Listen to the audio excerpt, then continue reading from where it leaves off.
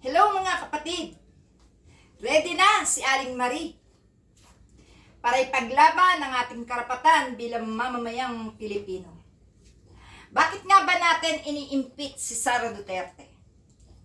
Ano nga ba ang nagawa niyang pagkakasala sa atin, sa bansa at sa mamamayang Pilipino? Hindi ba si Sara Duterte ay nag-isang anak na babae ng berdugo ng Pilipinas?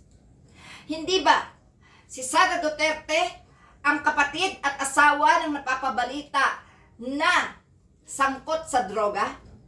Hindi ba si Sara Duterte ang lumustay ng pondo ng bayan na pinaghirapan mula sa dugo at pawis ng manggagawang Pilipino? Bakit natin ini-impeach si Sara Duterte?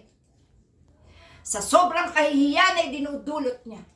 Walang respeto, walang kahihiyan, bangag, baliw, wala nang magawa sa buhay, hindi makapaglingkod ng tama sapagkat ang namamayani sa kanya ay puro kwarta, puro kasinungalingan, mapanggamit, mapanlinlang.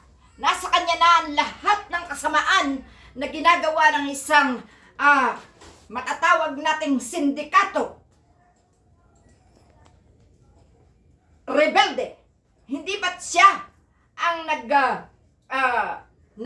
ang larawan ng mga pasaway na ito sa ating gobyerno? Lahat nasa kanya. Walang patumangga na paglustay ng pera. Hindi naiisip ang kapakanan ng mamamayan na dapat niyang pinaglilingkuran ng tama.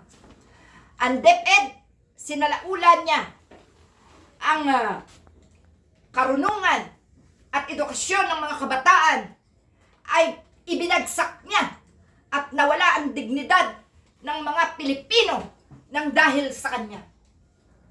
Mga kapatid, hindi ba't panahon na para buhayin natin muli ang EDSA? Di ba't panahon na para iparamdam natin sa lahat ng nakaupo na ang katulad ni Sara Duterte ay hindi dapat pamarisan? Si Sara Duterte ang salot sa bayan. Kung kaya gawaran natin siya ng impeachment. Impeach Sara! Ano man ang mangyari, i-impeach si Sara Duterte. By hook or by crook, impeach Sara. Hindi na dapat pagbigyan pa at bigyan ng pagkakataon na makaupo ang mga Duterte sa ating gobyerno. Sila ang salot na maituturing hanggat tayo'y naririto. Ang lakas ng sambayanang Pilipino ay kailangan nating gamitin at ipakita sa mga kagaya ni Sara Duterte. Impeach Sara Duterte! Yan lang po, mga kapatid. Salamat.